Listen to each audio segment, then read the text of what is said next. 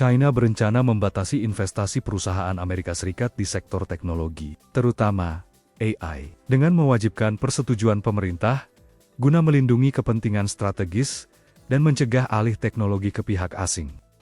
PT Timah Persero Tbk membukukan laba bersih senilai 1,31 triliun rupiah di sepanjang 2025. Ya, raihan ini mencapai 119% dari target yang ditetapkan oleh perseroan. Dan sepanjang tahun 2025 pendapatan perseroan naik 6,41% menjadi 11,55 triliun rupiah dari sebelumnya sebesar 10,86 triliun rupiah pada tahun 2024. Peningkatan ini didorong oleh kenaikan harga jual rata-rata logam timah. Dari sisi pos beban, perseroan mencatatkan kenaikan beban pokok pendapatan sebesar 8,41%. Sepanjang tahun 2025 lalu, perseroan terus melakukan upaya efisiensi dan optimalisasi biaya, diantaranya adalah dalam bentuk penurunan fixed cost melalui pengeluaran investasi yang selektif ke investasi penunjang operasi untuk memitigasi kenaikan beban depresiasi dan menjaga stabilitas arus kas.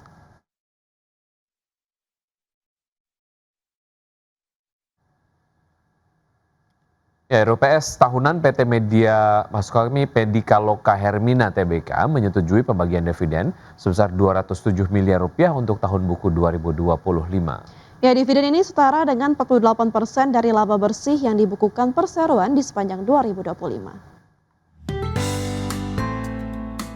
Rapat Umum Pemegang Saham Tahunan PT Medika Loka Hermina Tbk menyetujui pembagian dividen sebesar Rp13,5 per saham atau Rp207 miliar dari laba bersih tahun buku 2025.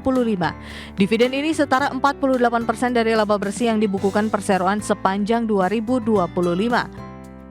Emiten rumah sakit ini membukukan pertumbuhan pendapatan 6,2% year on year menjadi Rp7,13 triliun dari Rp6,72 triliun pada 2024. Sedangkan laba bersih perseroan tercatat sebesar Rp429,55 miliar atau terkoreksi 19,85% dari laba bersih 2024 sebesar Rp535,94 miliar.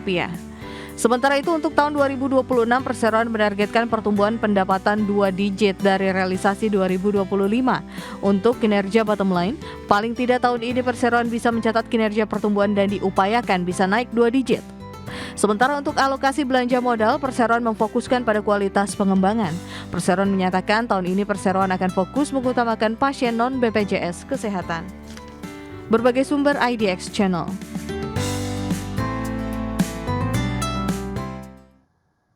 Pemirsa, PT Garuda Food Putra Putri Jaya Tbk atau GUT resmi membagikan dividen tunai ratusan miliar rupiah kepada pemegang saham.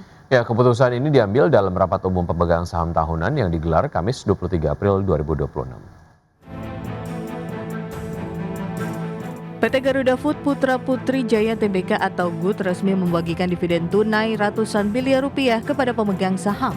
Keputusan ini diambil dalam rapat umum pemegang saham tahunan yang digelar Kamis 23 April 2026. Dalam RUPST tersebut, pemegang saham menyetujui pembagian dividen sebesar Rp9,5 per saham atau setara Rp350,33 miliar.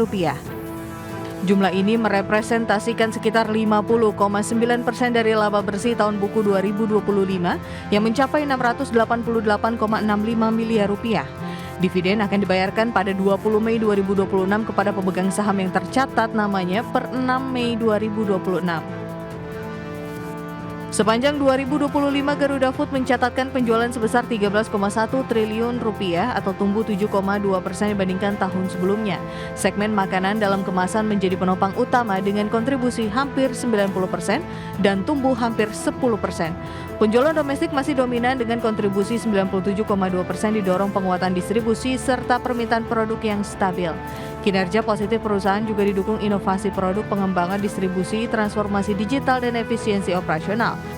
Selain itu, dalam RUPSLB, perusahaan menunjuk Maurits Klavert sebagai komisaris independen menggantikan Doro Jatun Kuncoro Jakti.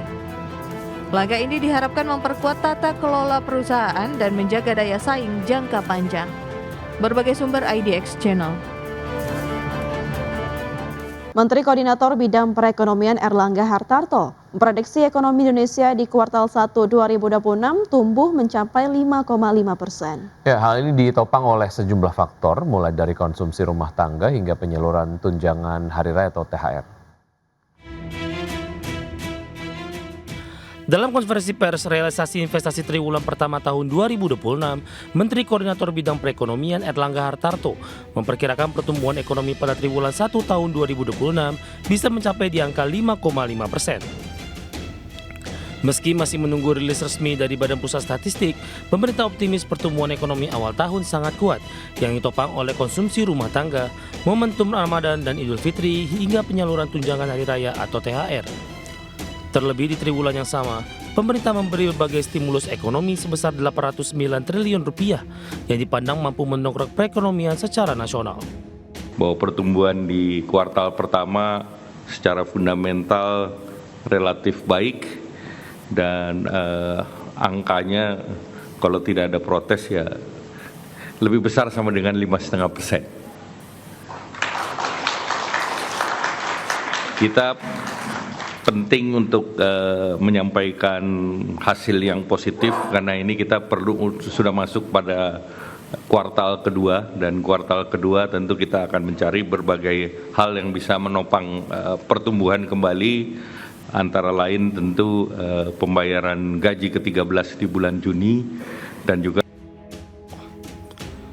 Sementara untuk triwulan kedua, nantinya Erlangga menyebutkan pemerintah akan kembali mengandalkan sejumlah instrumen, diantaranya pembayaran gaji ke-13 pada Juni, serta keberlanjutan program perlindungan sosial. Di sisi lain, stabilitas ekonomi juga didukung kebijakan moneter, di mana Bank Indonesia mempertahankan suku bunga acuan di level 4,75%, ditambah sektor manufaktur masih berada di zona ekspansi dan dinilai tetap kompetitif di kawasan. Dari Jakarta, Ade Firmansyah, Adex Channel.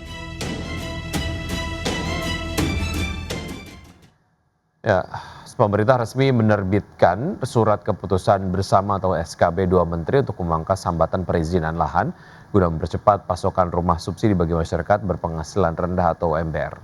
Ya, kebijakan ini merupakan hasil kesepakatan antara Menteri Dalam Negeri dan Menteri Agraria dan Tata Ruang Kepala BPN.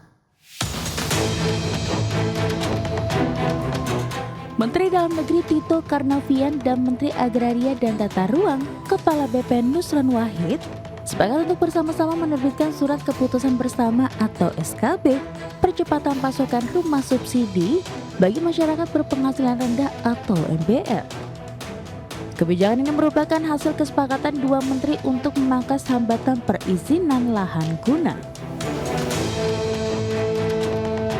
Melalui SKB tersebut, lahan yang sebelumnya terkendala secara administratif akibat kebijakan lahan sawah dilindungi atau LSD, kini dapat diproses kembali perizinannya sepanjang memenuhi aspek kelayakan lingkungan dan mendapat rekomendasi kepala daerah. Komisioner Badan Pengelola Tabungan Perumahan Rakyat atau BP Tapera, Heru Budi Nugroho mengatakan kebijakan ini menjadi solusi konkret atas hambatan utama pada sisi suplai perumahan nasional.